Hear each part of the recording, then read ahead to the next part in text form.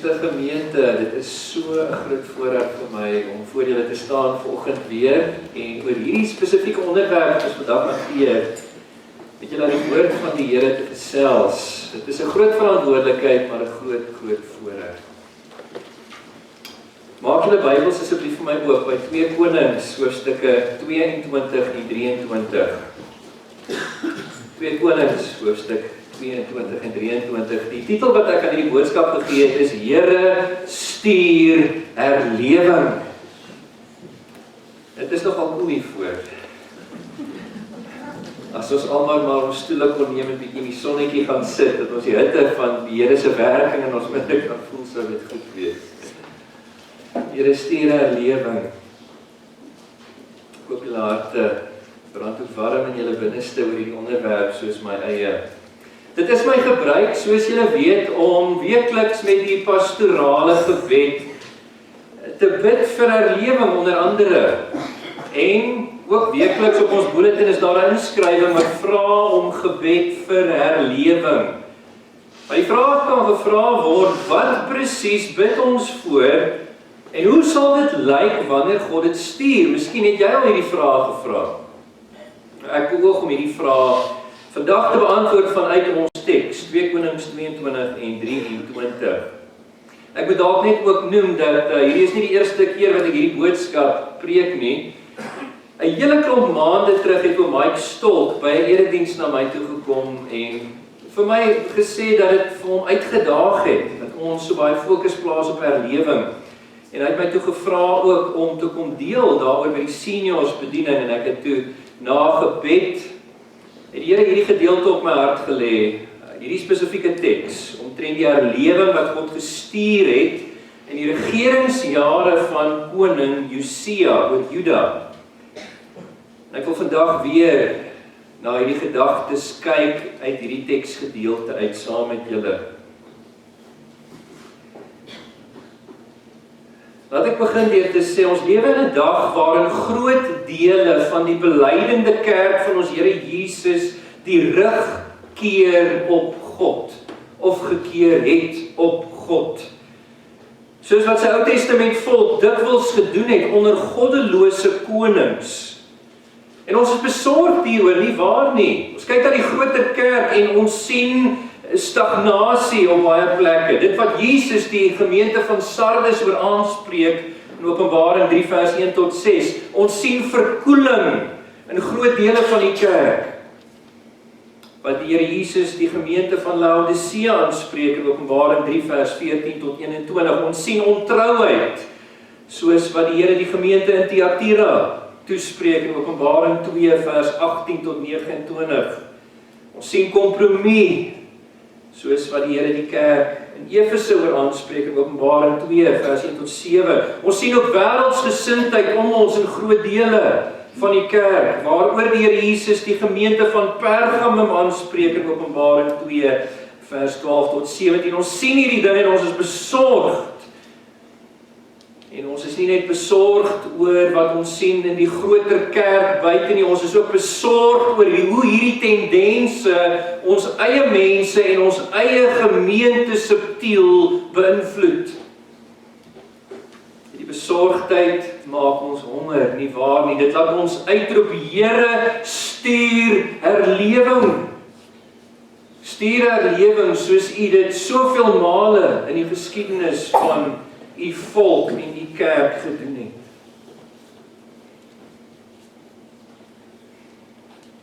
Is dit ook jou verlange? Geliefde, verlang jy na hernieude werk van God deur die Gees? Ons getroue en goeie God, en hy is dit, laat ons nie daaroor twyfel ooit nie.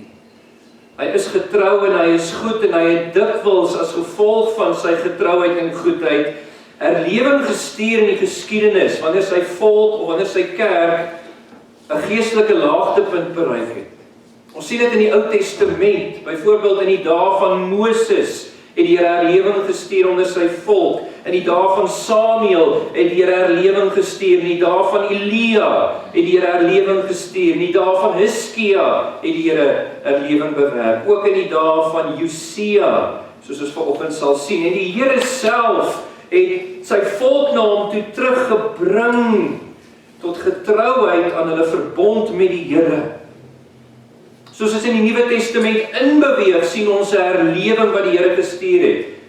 Toe die Here die Heilige Gees uitgestort het na die hemelvaart van Jesus Christus, die Vader, die Seun, die Gees uitgestort het die 120 disippels wat in die bofortrek saam was, skielik verander na 3000 in een dag. En kort daarna was net die manne alleen 5000 in getal. En die gemeente het gegroei. Die teks sê vir ons, daagliks het die Here bygevoeg die wat gered geraak het. Toe breek die vervolging uit. Stefanus word gestenig en die gemeente word uitmekaar gejaag en daai herlewing versprei verder. Kyk waar is ons vandag. In die tye voor die reformatie, in die 1380s, het die Here herlewing gestuur onder die bediening van John Wycliffe. In die jaar 1415 het die Here herlewing gestuur deur Johannes Hus, wat gestry het, gearbei het vir die hervorming van die kerk. Tydens die reformatie, die jare 1500 en 1600, het die Here herlewing gestuur deur manne soos Martin Luther in Duitsland, Johannes Calvin in Frankryk, Ulrich Zwingli in Switserland en ander ook, in groot dele van Europa en Brittanje. Na die reformatie, in 1727 tot 1750, het die Here die groot ontwaking, die eerste groot ontwaking gestuur. Onder die bediening van manne soos Jonathan Edwards in Amerika, George Whitefield in Amerika en Brittanje, John Wesley in Engeland. Daarna in 1780 tot 1810 het die Here weer 'n tweede groot ontwaking gestuur, ook in die VSA en Europa. In 1860 en 1861, in ons eie geliefde Suid-Afrika, het die Here herlewing gestuur. Dr. Andrew Murray se pa, soos die geskiedenis lei, het vir dekades elke Vrydag aand gebid vir herlewing. Hy was 'n predikant, hy het nooit herlewing in sy dae gesien nie. Maar die Here het daai gebede beantwoord in die volgende generasie. Sy seun, Dr. Andrew Murray, hy het die herlewing beleef wat sy pa so lank voorgebid het. Dis vir ons 'n bemoediging om nooit op te hou bid en te ywer en te streef vir herlewing in ons midde en in ons dag nie. In 1904, 1905 was dit die Walliese herlewing wat die Here bewerk het onder die bediening van Ewan Roberts. In 1949 tot 1953 was dit die Hebrides herlewing wat die Here bewerk het onder die bediening van Duncan Campbell in Skotland. Ons sien telke male in Bybelse tye, deur die Ou Testament, Nuwe Testament, die vroeë kerkgeskiedenis, voor die reformatie, tydens die reformatie, na die reformatie, het die Here in getrouheid herlewing gestuur. Nou die verhaal van 2 Konings 22 en 23, ons teks, is so 'n gebeurtenis. Die herlewing tydens koning Josia se regering het 'n beginnende dag toe Juda op 'n geestelike laagtepunt was, ook soos groot dele van die kerk in ons eie dag op 'n geestelike laagtepunt is. Op hierdie punt in die geskiedenis van die volk was die noordelike 10 stamme reeds weggevoer in ballingskap deur Assirië vir hulle ontrouheid aan die Here, hulle rebellie teen hulle verbond met die Here. Ons lei dit af in 2 Konings 23, julle kan saam met my gou kyk daarna. 2 Konings 23 vers 27, die Here wat daar sê, ook Juda sal ek uit my teenwoordigheid verwyder, soos ek Israel verwyder het. En ek sal hierdie stad Jerusalem, wat ek uitverkies het, verwerp, as ook die tempel waarvan ek gesê het, my naam sal daar wees. So ons weet op grond hiervan, is na 720 voor Christus, Juda staan nog, die 10 noordelike stamme is weens ontrouheid reeds gedisiplineer deur die Here gestraf, hulle is weggevoer. Na koning Hiskia in Juda, wat een van die beter konings in Juda was, wat geregeer het, het een van die mees goddeloosste konings in Juda regeer, naamlik Manasse. Manasse, dit was Josia se oupa gewees. Let op wat sê die konteks van ons teks van hom. Blaai gou terug na 2 Konings 21 toe. Net om vir julle te skets op watter laagtepunt Juda werklik was toe Josia koning geword het. Die 10 noordelike stamme is weggevoer vir ontrouheid. Na Hiskia in Juda staan daar 'n koning op, Manasse. Let op wat sê 2 Konings 21 vanaf vers 1 van hom. Manasse was 12 jaar oud toe hy koning geword het. Hy het 55 jaar lank as koning geheers in Jerusalem. Sy moeder se naam was Hefsiba. Hy het gedoen wat verkeerd is in die oë van die Here. En ooreenstemming, dit is 'n eufemisme van die eeu seker. In ooreenstemming met die afstootlike gebruike van die nasies wat die Here voor die Israeliete uitgedryf het, het hy die offerhoogtes wat sy vader Hiskia afgebreek het, weer opgebou. Die aanbiddingsplekke vir die afgode het hierdie koning gaan herbou.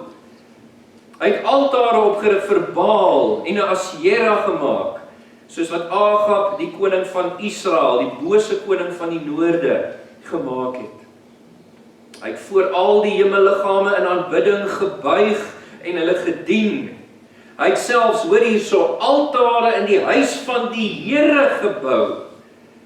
Die plek waarvan die Here gesê het in Jerusalem sal ek my naam vestig. In die 2 voorhowe van die huis van die Here, die tempel van God, het hy altare gebou vir al die hemelliggame.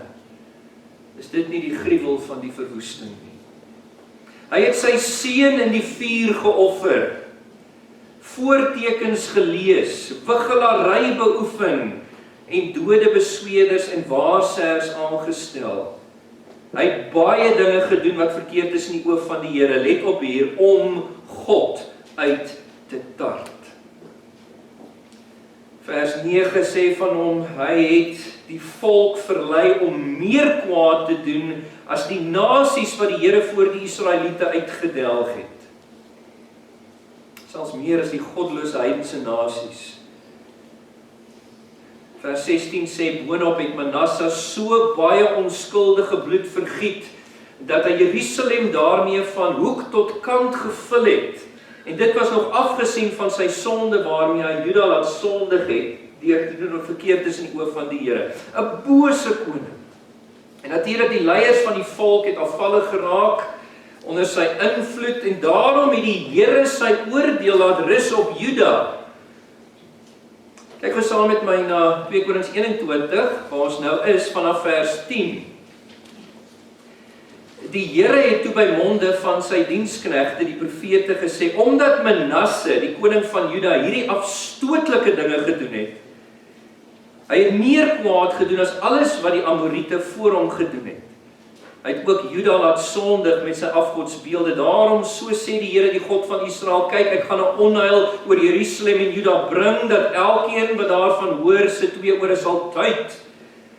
Ek gaan oor Jerusalem die maatlyn van Samaria span en die skietlood van die huis van Agab. Ek gaan Jerusalem skoonvee, soos mens 'n skottel skoonvee.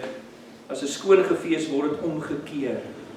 Ek sal wat oorgebly het van my erfenis verstoot. Ek sal hulle oorgee in die hand van hulle vyande. Hulle sal byt word en oorlogsroof vir al hulle vyande, omdat hulle gedoen het wat verkeerd is in my oë, en my bly uittart het, van die dag van hulle voorouers uit Egipte getrek het tot vandag toe. Is dit nie verskriklike woorde nie?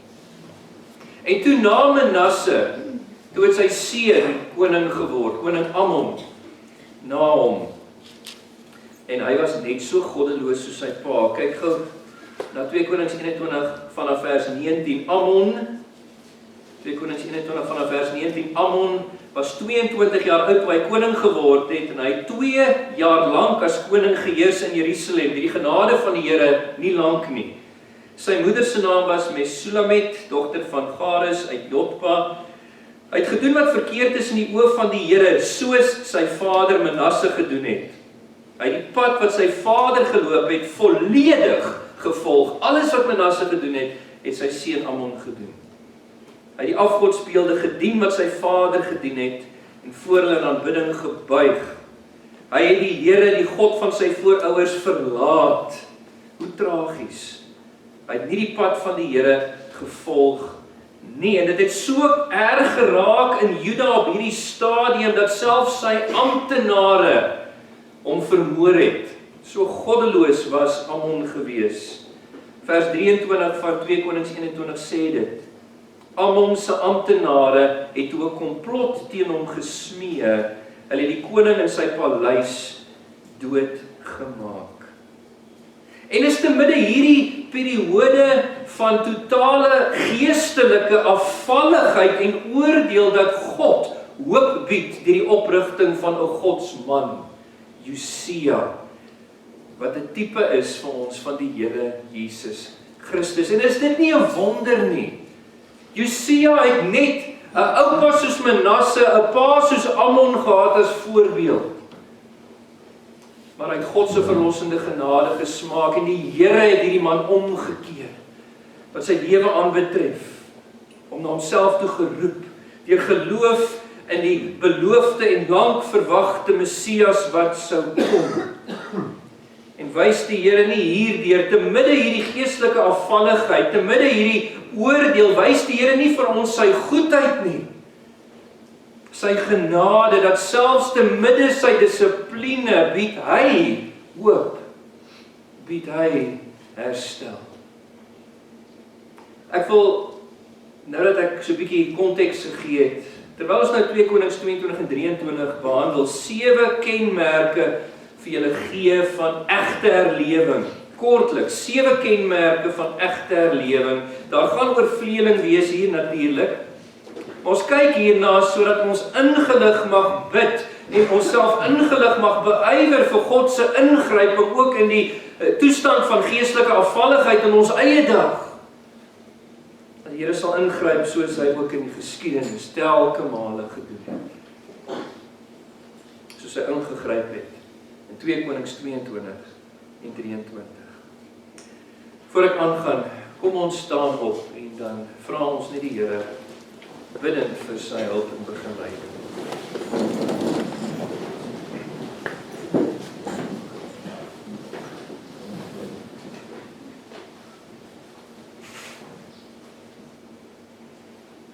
Hemelse Vader, ons Here kom met nederigheid, met ootmoed, met 'n diepe ontzag en eerbied na U toe vanoggend. Ons buig onsself neer in ons harte voor U, Here. U, die Skepper God van hemel en aarde. Ons kom na U toe met harte wat brand vir 'n werking van God weer eens in ons dag, soos in tye van ouds. En Here, wanneer ons kom na U woord toe, U geïnspireerde, gesaghebbende woord, Here, wil ons vra dat die Gees nou kragtig sal werk in elkeen van ons. Dat die woord sal lewe vir ons. Dat hierdie kenmerke van egte herlewing vir ons duidelik sal wees. En Here, dat ons ook hierdie dinge sal kan herken wanneer U in antwoord op baie gebede herlewing stuur. Here, maak ons gewillig om te hoor, om te luister, om in te neem. Plant U waarheid in ons harte, maak ons opgewonde hieroor, Here. Mag ons nie lig geraak hier uitgaan na vandag se erediens, nadat ons hierdie woord van die Here ontvang het nie. Asseblief, Here. Maar dat ons sal smag na 'n nuwe werk van die Gees, die Heilige Gees van God, in 'n dordag. Here, kom en bereik die doel, Here, wat U wil deur die prediking van U woord. Dit bid ons in Jesus naam. Amen. Julle kan sit.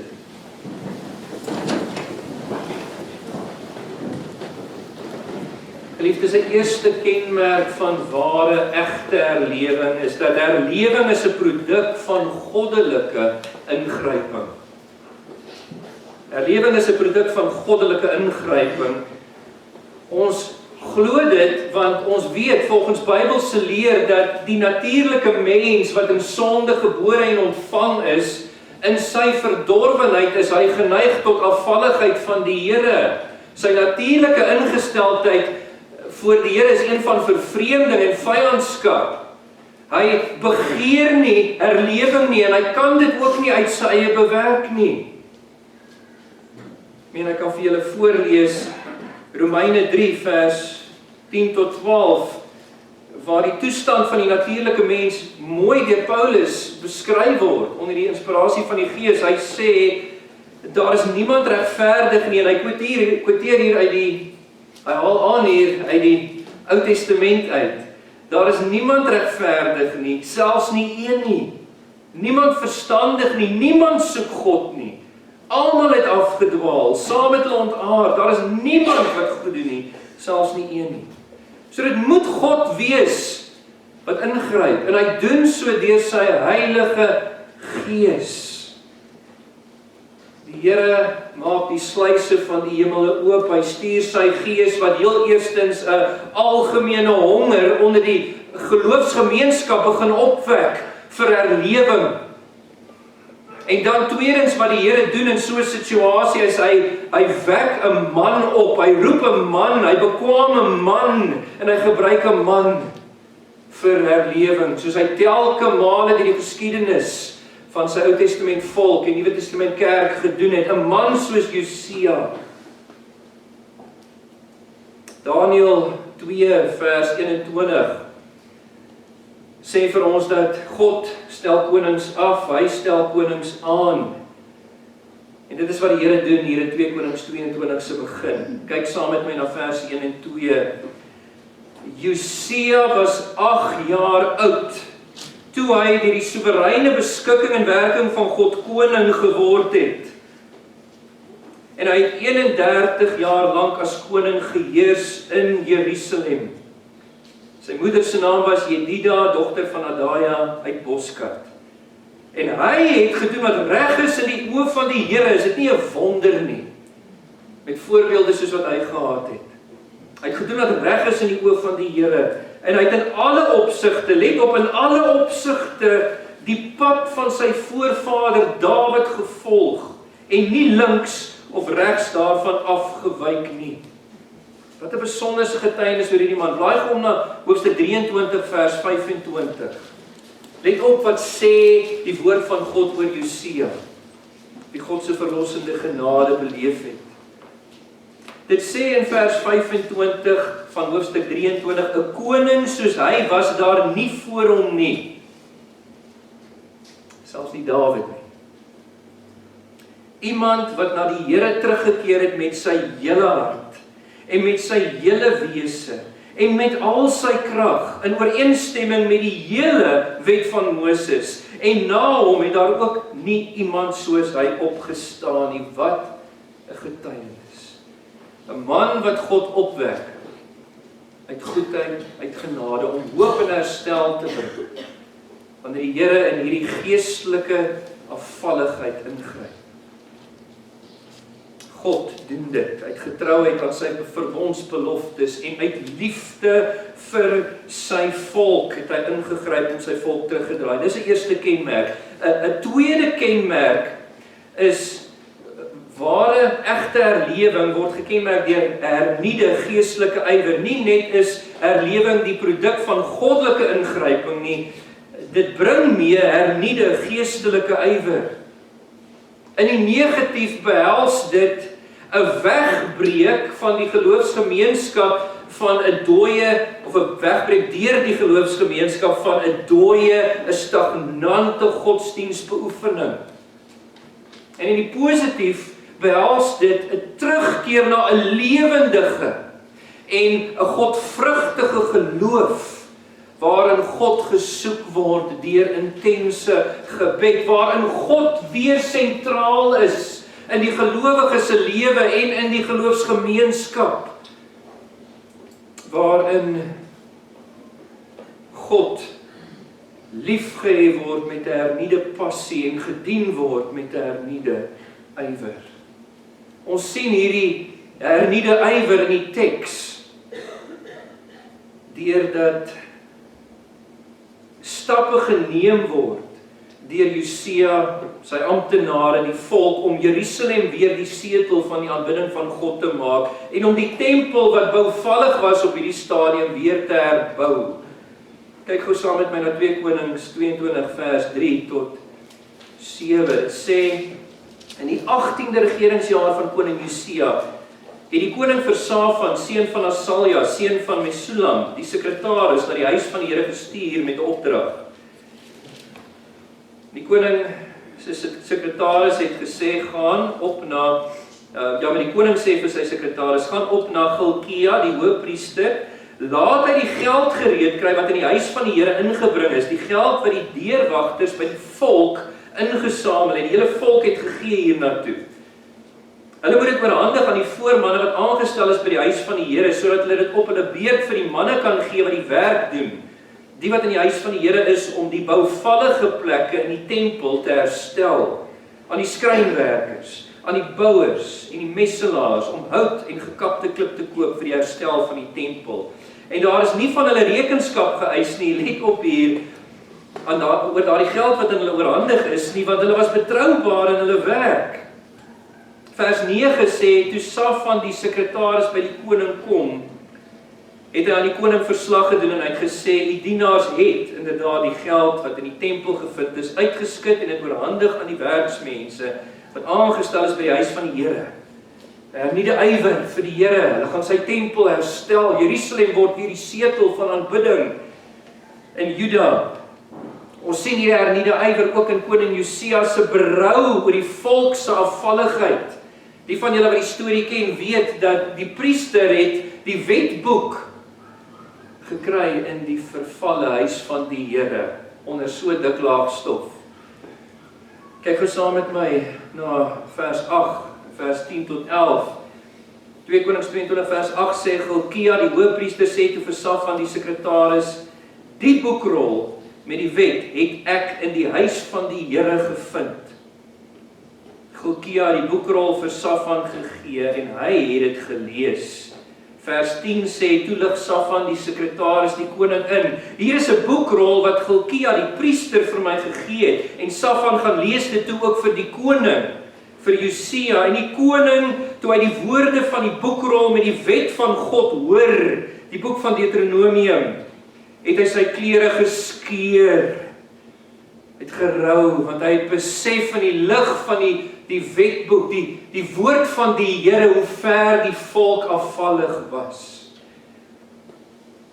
Ons sien die hernieude ywer in dat die Here weer geraadpleeg word. 2 Konings 22 vers 12 tot 13 sê, die koning het Gilkia die priester, ook Agikam, seun van Safan, Agbor, die seun van Micha, Safan die sekretaris, en Asaja, die koning se dienaar, hierdie opdrag gegee, gaan raadpleeg die Here namens my, en die volk, en die hele Juda, dan waar hulle gaan, hierdie groepie gestuur is, gaan namens die koning, die amptenare, die leiers, die hele volk, die hele Juda, en gaan raadpleeg die Here oor die woorde van hierdie boekrol wat gevind is, want die Here se woede wat teen ons ontvlam het is groot, omdat ons voorouers nie gehoorsaam was in die woorde van hierdie boekrol, deur nie op te tree ooreenkomstig alles wat daarin geskryf is nie. So ons sien hierdie ywer, die Here word weer geraadpleeg, en op hierdie punt was die oordeel wat die Here uitgespreek het oor Manasse vas.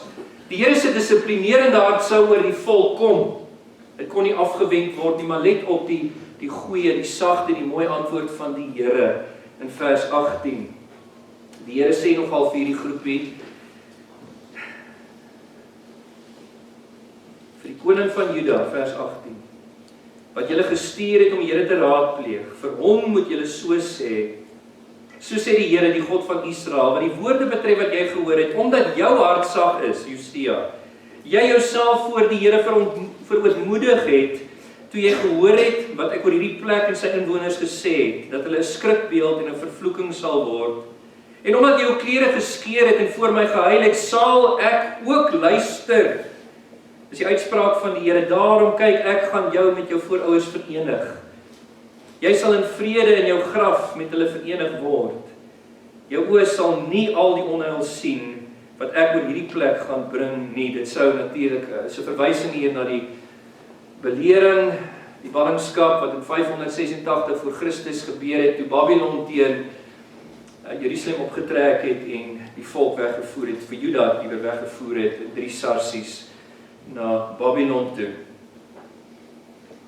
Ons sien hierdie hernieude ywer ook in die leiding van die volk tot 'n nasionale, nie beperk nie, 'n nasionale hernuwing van 'n verbond hier in 2 Konings 23 vers 1 tot 3. Ek gaan dit nou vir julle lees en ons sal nou daarna kyk. Ons sien hierdie ywer ook in die herinstel van die Pasga, wat vir jare nie gevier was nie. En nogal die grootste Pasga wat gevier was in Juda sedert die tyd van die rigters.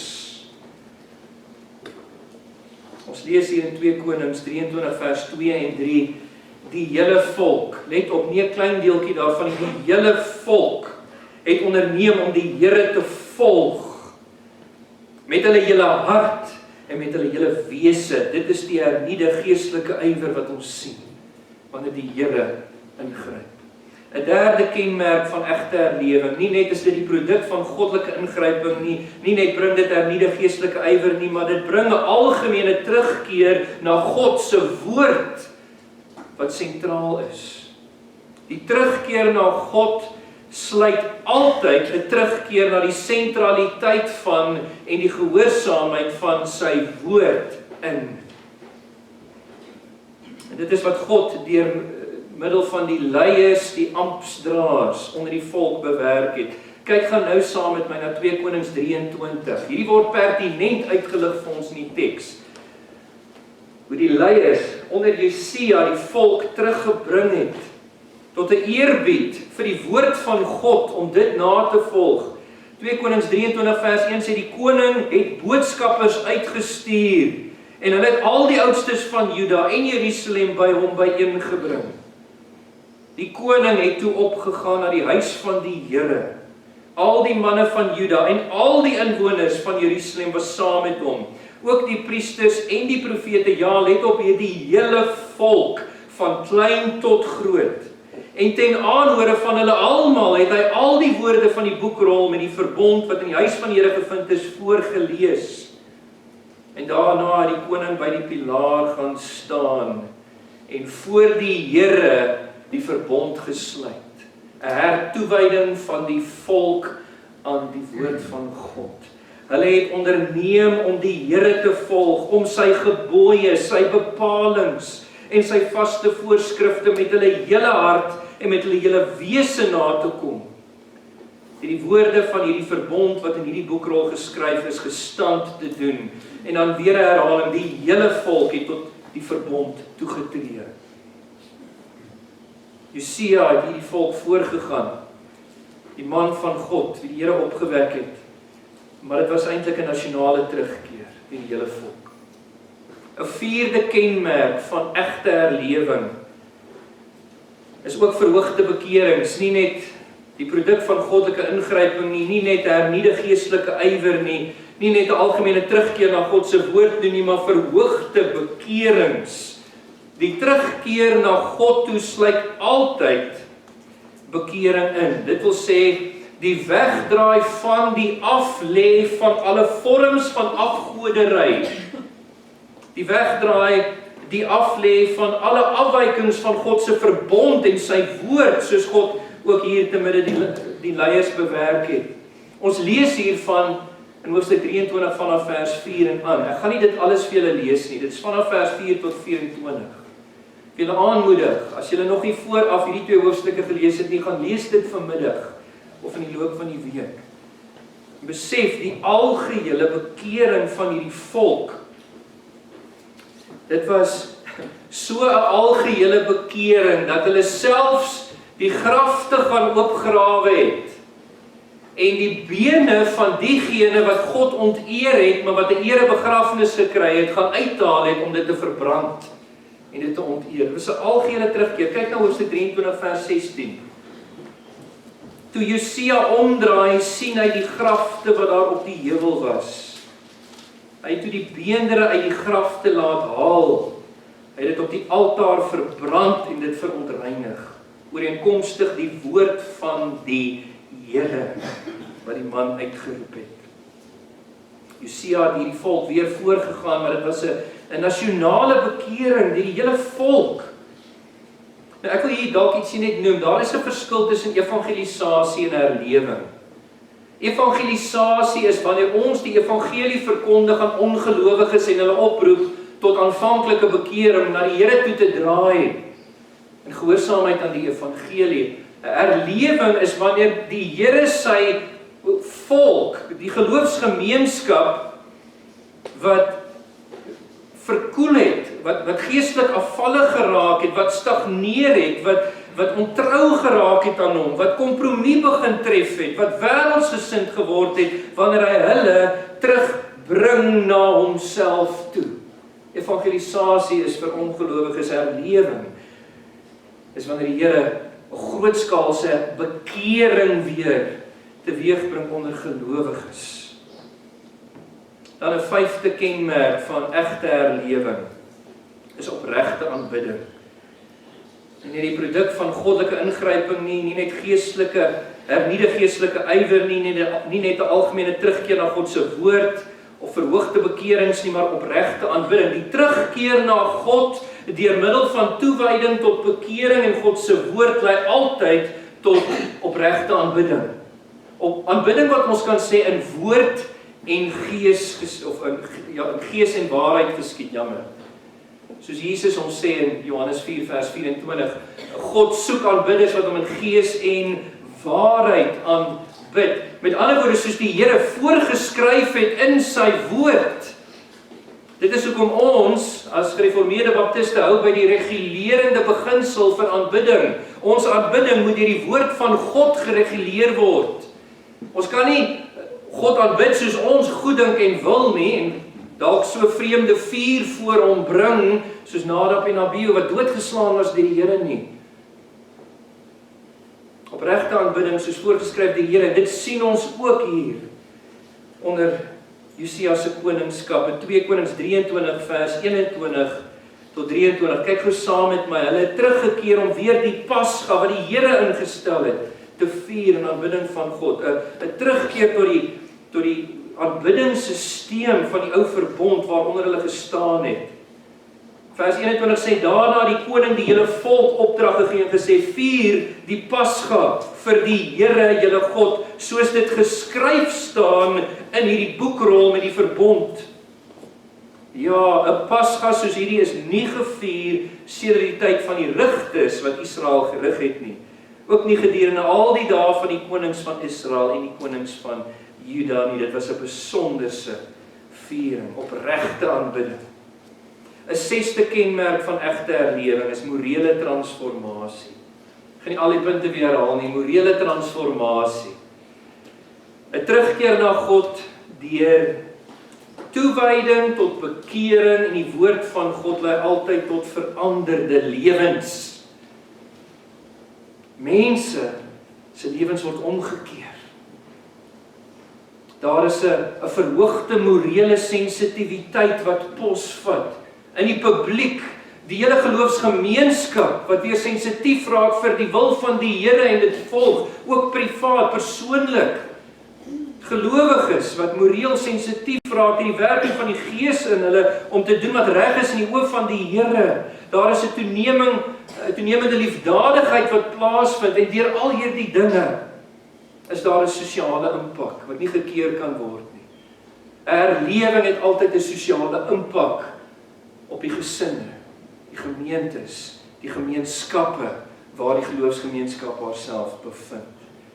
Soos ons aflei hier in 2 Konings 23 verse 2 en 3. En dan 'n 7de kenmerk van egte herlewing is ook gelokaliseerde aanvang, maar wyd verspreide omvang. 'n gelokaliseerde aanvang, dit wil sê die herlewing begin iewers op 'n plek, maar dit bly nie net daar nie. As die herlewing van God is, het dit wye impak. Die terugkeer na God deur 'n toewyding aan bekering in die woord lei altyd tot 'n las vir verlore siele. Gelowiges wat begin bid vir 'n verlore gaande wêreld en ywerig is om die evangelie na hulle toe te neem. En dit is hoe herlewing versprei is deur die verkondiging van die evangelie. En die wêreld om die geloofsgemeenskap sien die krag van die evangelie in die transformasie van hierdie geloofsgemeenskap. Die evangelie is die krag van God tot redding. En soos wie die geloofsgemeenskap die evangelie uitleef en uitdra, kom dit met krag en impak deur die werking van die Heilige Gees in die gemeenskappe. So het die herlewing onder Josia ook versprei. Hulle het Jerusalem weer die setel van aanbidding gemaak. Maar soos ons sien, het die hele volk verander. Hierdie herlewing het versprei deur die hele Judea tot so ver as in die verre noordelike dele van Israel. Herlewing is 'n produk van goddelike ingryping. Dit bring mee hernieude geestelike ywer. Dit bring mee 'n terugkeer na God se woord. Dit bring mee verhoogde bekerings. Dit bring mee opregte aanbidding. Dit bring mee morele transformasie. Dit bring mee wydverspreide impak. Dit is hoe ons ware herlewing erken. Daar's so 'n tydjie terug wat ons gehoor het, gerugte uit Amerika het oor iets wat gebeur het. Vandag hoor ons niks meer nie. Was dit werklike herlewing? Ek gaan nie uitspraak maak nie. Maar hierdie is hoe dit lyk as God herlewing stuur. Waar los dit ons? Voordat ek die boodskap afsluit, wil ek net 'n paar toepaslike gedagtes by julle los. Waar los dit ons vandag om te kyk na die herlewing wat God onder koning Josia gestuur het? Eerstens, ek weet dit laat ons mismoedig om te lewe te midde die geestelike afvalligheid om ons, maar skep moed, want 'n toenemende 'n toestand van geestelike afvalligheid is die vrugbare grond waaruit God herlewing laat sprei. Daarom behoort ons nooit op te hou bid en te ywer vir herlewing nie. Die wêreld, die kerk om ons is ryp daarvoor. Tweedens, die Heilige Gees bewerk 'n honger vir herlewing. Dis hy wat dit doen en toenemend hoor ek weet nie of dieselfde waar is van julle nie, maar soos ek my oor op die grond hou, toenemend is daar gelowiges en gemeentes wat begin praat oor herlewing. Ek was selfs 'n tydjie terug by 'n herlewingsseminar, 'n bidtuur vir herlewing by Bethany Baptist Church gewees. Mag dit wees dat dit 'n beweging van die Here is wat hierdie honger begin opwek, omdat hy weer herlewing in ons dag gaan stuur. Derdens, moet nooit gewoond raak aan die geestelike afvalligheid nie. Die stagnasie wat ons rondom ons beleef in die kerk, die verkoeling, die ontrouheid, die kompromie, die wêreldsgesindheid. Koester en vra die Here om dit in jou te koester deur sy Gees, 'n heilige ontevredenheid met so 'n situasie en 'n toestand in die kerk. Wys dit voortdurend uit, treur daaroor voor die Here, waarsku daaroor, so ver as wat jy kan. En bid, dat die Here die situasie sal omkeer, soos hy gedoen het in Josia se dag. Vierdens, en let op, die geskiedenis leer vir ons dat God stuur herlewing deur manne wat hy opwek om voort te gaan in die kerk. Bid vir die manne wat die Here opwek in ons midde. Bid vir hulle, ondersteun hulle, hou hulle aanspreeklik om nie tevrede te wees met 'n dooie, stagnante godsdienstbeoefening nie, maar dat hulle konstant die kerk sal oproep tot 'n terugkeer na 'n lewendige, 'n godvrugtige geloof, deur 'n intense soeke na die Here, deur gebed, deur 'n fokus op die Here wat weer sentraal word. Om die Here weer met passie lief te hê en te dien. Vyftens, strewe met die hulp van die Heilige Gees in jou eie lewe na herlewing. Strewe na 'n hernieude geestelike ywer. Strewe na 'n fokus op die woord, om dit te glo, getrou daaraan te wees, dit te gehoorsaam. Strewe na 'n lewe van bekering. Strewe na opregte en konstante aanbidding en moet geen geleentheid om te aanbid mis nie. strewe na morele sensitiwiteit en transformasie in jou lewe, strewe na 'n las vir afvalliges en verlorenes. En sestens, last but not least, hier wil ek klem plaas, dank die Here voortdurend vir Christus Jesus en die kruis van ons Here, sy verlossingswerk, want dit is deur die kruiswerk van Christus wat die Heilige Gees uitgestort kon word, wat verlossing moontlik is en ook herlewing. Jesus is die antitype van Josua in die teks. Die ware een, die Christus wat God gebruik het om sy kerk na homself toe te draai.